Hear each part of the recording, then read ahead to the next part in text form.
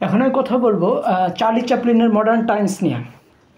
Charlie Chaplin এবং Charlie চ্যাপলিনের উপর মহাত্মা গান্ধীর প্রভাব, এইটা একটা বিরাট বড় একটা গবেষণার বিষয়। কারণ চার্লি চ্যাপলিন 2 বছর মতো স্কুলে পড়াশোনা করতে পেরেছিলেন, কিন্তু তার ব্যক্তিগত পড়াশোনা ছিল প্রচুর। তো এই চার্লি চ্যাপলিন অবাক যুগ এবং সবাক যুগ, 2 যুগেই কিন্তু বেশ নাম করেছেন। এবং চার্লি চ্যাপলিন এই প্রথাগত শিক্ষিত না হয়েও কিন্তু তিনি নিজেই ছবি পরিচালনা করতেন এবং নিজেই মিউজিকও দিয়েছেন, আবহ সঙ্গীত রচনা করেছেন। একজন ট্যালেন্ট মানুষ বলতে যা বোঝায় সবই ছিল চার্লি চ্যাপলিনের মধ্যে। এই চার্লি চ্যাপলিন যখন এই মুভিটা করার চিন্তা করলেন, যে চার্লি চ্যাপলিন 1931 সালে যখন তিনি লন্ডন আসলেন, তখন কিন্তু তিনি লন্ডনে আসার পরে তিনি তখন ওই সময় রাউন্ড টেবিল কনফারেন্সে মহাত্মা গান্ধীও লন্ডনে ছিলেন। তিনি দেখা করতে চাইলেন মহাত্মা গান্ধীর সাথে। মহাত্মা গান্ধী বললেন যে আমি দেখা করতে ইচ্ছুক না। আর তিনি চার্লি চ্যাপলিন একটা মুভিও দেখেননি, কারণ মহাত্মা গান্ধী হলো বই পড়া লোক, সিনেমাকে তিনি ঘৃণা করতেন। কারণ ইকবালও তাই, এবং ইকবালেরই ফল বলা যেতে পারে, ইকবাল বিক্রি ফল বলা যেতে পারে মহাত্মা গান্ধী। কারণ মহাত্মা গান্ধী ছিলেন একজন বৈশ্য, ভারতের রাজনীতির প্রধান ব্যক্তি হইতে পারেন না, কিন্তু ইকবাল এমনভাবে সমস্ত বর্ণবাদকে ধ্বংস করে দিয়েছিলেন উত্তর ভারতে, যে একজন বৈশ্যর পক্ষে গোটা ভারতের প্রধান রাজনীতিবিদ হয়ে ওঠা সম্ভবপর হয়েছিল। এবং ইকবাল বলতেন যে শুরু হয়েছে নতুন মূর্তি পূজা, এটা সিনেমাকে তিনি বলতেন মূর্তি পূজা ইকবাল। তাহলে তাওহিদটা কি, তাওহিদিরা বই পড়বে, কিতাবই হবে। তাহলে তো বই থেকেই কিন্তু সিনেমা বানানো হয়। ফলে মহাত্মা গান্ধী কিন্তু এই সাথে দেখা করতে চাননি। এবং মহাত্মা গান্ধী মানে ইকবালের একটা কবিতা এরকম ছিল যে খোদা কা মর্দ মোমিন পে ভরসা, ইকবাল ইবলিশ কি ইউরোপ কে মেশিনও কা সাহারা।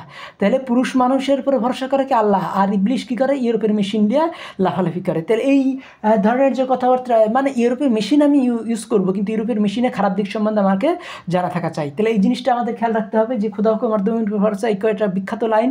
এটা জালিয়ানওয়ালাবাগ হত্যাকাণ্ডের পরে ইকবাল এই কবিতাটা লিখেছিলেন। তো এই বালুচদের উদ্দেশ্য করেই এই কারণ বালুচরা এই গণহত্যায় অংশ নিয়েছিল জালিয়ানওয়ালাবাগ হত্যাকাণ্ডে। নেপালি ছিল কিছু 25 জন নেপালি, 25 জন বালুচ ছিল যারা গুলি চালিয়েছিল ব্রিটিশের পক্ষ হয়ে ইন্ডিয়ানদের উপরে। তাহলে এই জিনিসগুলো আমাদের খেয়াল রাখতে হবে যে মহাত্মা গান্ধী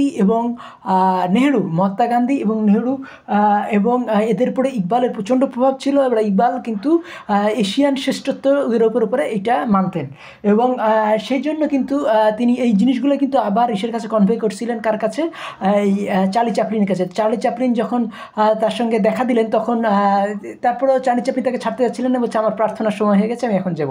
তার মানে চার্লি চ্যাপলিন ফিদা হয়ে গেছিলেন, হচ্ছে গ্রেট পার্সোনালিটি। হ্যাঁ, তার জ্ঞান গরিমারতে এই চার্লি চ্যাপলিন মুগ্ধ হয়ে গেলেন। এবং এই 31 সালের এই ঘটনার পরে 1936 সালে তিনি যখন মুভি বানাইলেন মডার্ন টাইমস, সেখানে কিন্তু দেখালেন যে একজন মানুষ, তিনি কলকারখানায় তিনি বীতশ্রদ্ধ হয়ে পড়ছেন। কলকারখানার এই যে কাজগুলোর সাথে তিনি মানে ম্যাচ করতে পারছেন না। তিনি খেতে খুব ভালো কাজ করতে পারেন, কিন্তু কলকারখানার সাথে ম্যাচ করতে পারেন না। পরে দেখা যায় যে সে ওখানে গরিব হয়ে যায়, কারখানার কাজ করতেছে, কিন্তু মানুষের এই তার প্রেমিকাও কিন্তু দেখা যাচ্ছে কারখানায় কাজ করে কিন্তু সে জীবিকা নির্বাহ করতে পারছে না, তার প্রেমিকাও। তারপরে এই যে সে হোটেলে কাজ নেয়, পরে সে হোটেলের কাছ থেকেও বেরিয়ে আসে, হোটেল নাচানাচির কাজও ভালো জিনিস না। তো তারা দুজন অনেক দুঃখ ইসের পরে তারা দুজন বাস্তব জীবনে ফিরে আসে। তো এইখানেও কিন্তু আমরা দেখব যে এই ছবিটা পুরাটাই কিন্তু আমার মনে হয় যে ইসের প্রভাবটা ছিল, মহাত্মা গান্ধীর লেকচারের প্রভাব ছিল, মহাত্মা গান্ধীর সাথে যে চার্চিলের দেখা হয়েছিল তার প্রভাব ছিল এই চার্চিলের উপরে। মহাত্মা গান্ধী তো ব্যারিস্টার ছিলেন, প্রথাগত পড়াশোনা করে হাফেজ, আরও পড়াশোনা। আর এই চার্লি চ্যাপলিন কিন্তু মাত্র 2 বছর স্কুল যাওয়ার খুব গরিবের ছেলে ছিলেন লন্ডনের। তিনি আমেরিকায় যেয়ে সাইন করেন। তা আমেরিকায় যেয়ে সাইন করার পরে তার মানে অন্তত 100 গুণ তার বেতন বেড়ে যায়, বিভিন্ন কাজ এত তিনি বিখ্যাত হয়ে পড়েন। এবং 100 গুণ বেতন বেড়ে যাওয়ার পরেও কিন্তু তিনি লেখাপড়াকে ছাড়েন না। তিনি এই প্রচুর বই পড়েছিলেন, এবং তিনি বড় বড় মানুষের কাছে যেয়ে জ্ঞান আহরণ করতেন।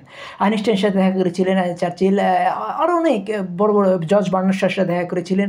হ্যাঁ, তো মানে জ্ঞানীগুণী মানুষ পাইলেই তাদের কাছে, মানে চার্চিলের তো কোনো অহংকার ছিল না, নিরহংকার একজন মানুষ, সবার কাছে যে তিনি জ্ঞান আহরণ করতেন।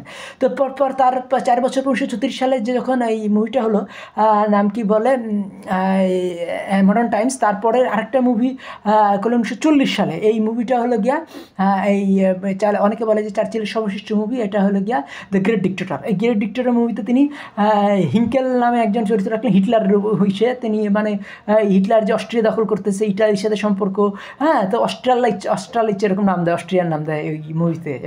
মুভিটার নাম হলো গিয়া দ্য গ্রেট ডিক্টেটর। ওখানে ইটালিয়ান আর জার্মানির নাম দেয় রোমানিয়া, রোমানিয়া না টোমানিয়ার রাজা হিঙ্কেল।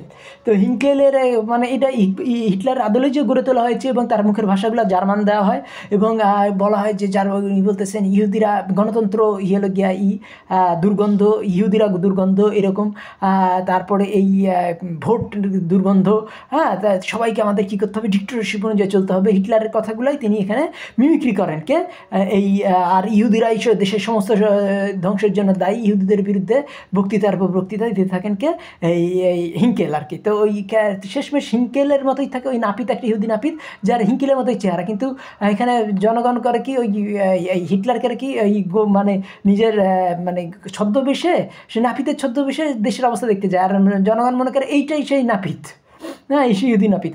আর ইহুদি নাপিত আবার সে কী করে, সে মনে করে যে না আমাকে একটু কেতাদুরস্ত পোশাক পরে আমাকে একটু যাইতে হবে, নাহলে তো আমাকে মেরে ফেলবে।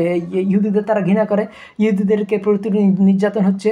তো ওই ইহুদিকেই তখন যেহেতু কেতাদুরস্ত পোশাক হচ্ছে একেই মনে করে হিটলার। তো হিটলার তিনি যে বক্তৃতা দেয়, অসাধারণ বক্তৃতা, যেন মহাত্মা গান্ধী কথা বলতেছেন। সেখানে এমনভাবে কথা বলেন এই হিঙ্কেল যে মানে ইহুদি নাপিত, মানে হিঙ্কেল রূপী ইহুদি নাপিত, তিনি বলেন যে আমার লক্ষ্য কোনো দেশ দখল করা না, আমার লক্ষ্য হলো যে দেশের উন্নতি করা।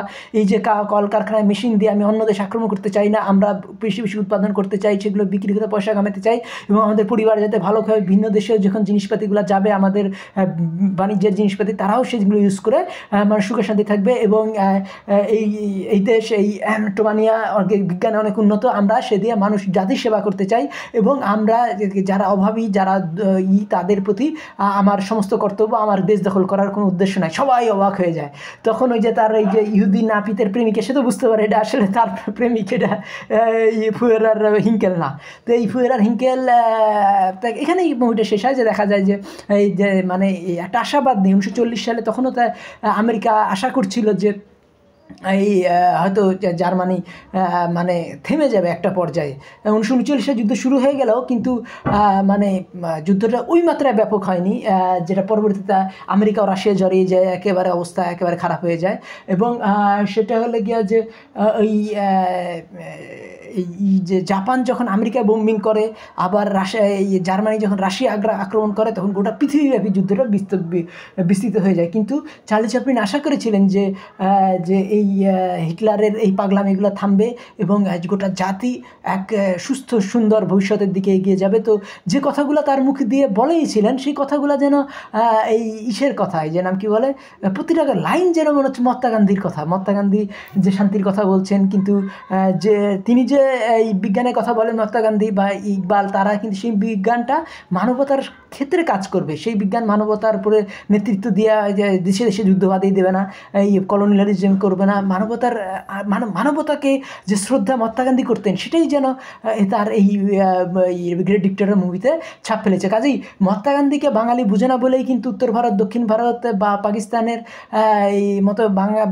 বাঙালি নোবেল প্রাইজ পাচ্ছে না। ঢাকা বা কলকাতা আজ পর্যন্ত একটা নোবেল প্রাইজ পায়নি, অথচ তারা 30 কোটি মানুষ, কিন্তু 9 কোটি তামিল 3টা নোবেল প্রাইজ পেয়েছে। তার কারণ হলো গিয়া তারা ওই মহাত্মা গান্ধীকে বোঝার চেষ্টা করে, মুসোলিনিকে বোঝার চেষ্টা করে এবং হিটলারকে বোঝার চেষ্টা করে, চার্লি চ্যাপলিনকে বোঝার চেষ্টা করে।